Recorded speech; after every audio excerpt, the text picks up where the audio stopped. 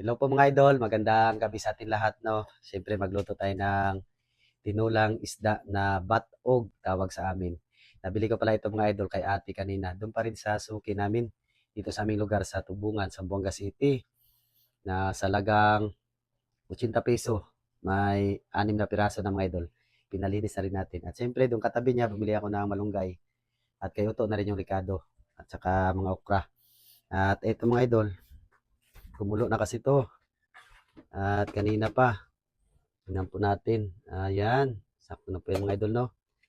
Una kong ilagay yung ulo kasi paborito ko yan.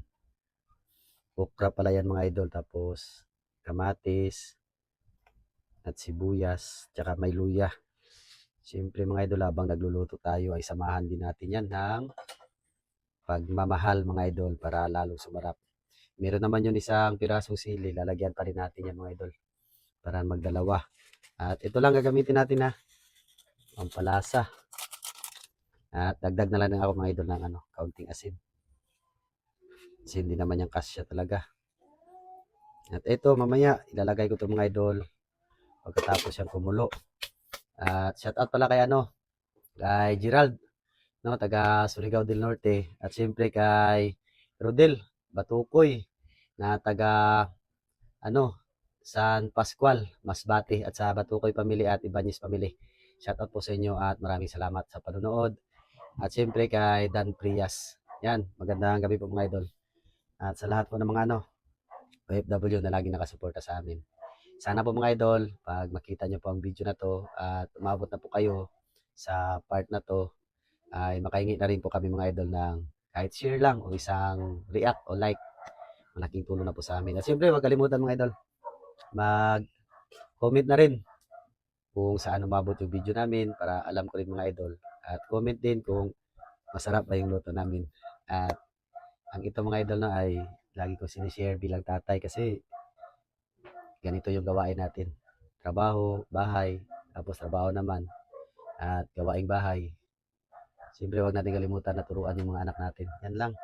Balikan natin to mga idol kasi ilang minuto na. Ay kumulo na pala. Ilagay ko na yung malunggay. At napakasarap to. Sarap mga idol kapag maraming gulay. Timplahan ko na pala ito mga idol. No? Ito na lang yung hintayin natin. Madali lang tulutuin. Huwag lang natin sobrahan kasi papait to mga idol. Sobrang luto na malunggay.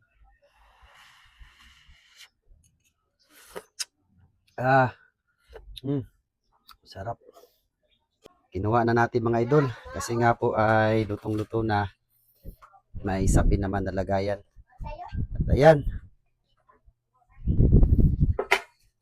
Siyempre meron din tayong may sili kasi mga idol na giwalay tayo. Yan sa ating ulo. At ito yung sa kanila. Sa mga anak ko mga idol. Kay Mrs. Makasarap po ito. Ayan, naka-budget na tayo mga idol sa ulam na masarap. Kain po tayong lahat mga idol. Sabayan niyo po kami. Sarap to kasi may okra. 4 na piraso. Ito, tingnan po niyo mga idol. At si Mikmik na mga idol ang mag-pray ngayon sa aming ulam. In the name of the Father, the Son, the Holy Spirit. Amen. Lord, salamat sa pagkaon, sa gracias, gihatag nimo sa mua, Lord. Amen. Amen. At ayan, kain tayong lahat mga idol. Nanood rin siya ng mga idol. Oh. Julan, shout out to dong. Kaon ta dong, kaon dong. Kaon ta.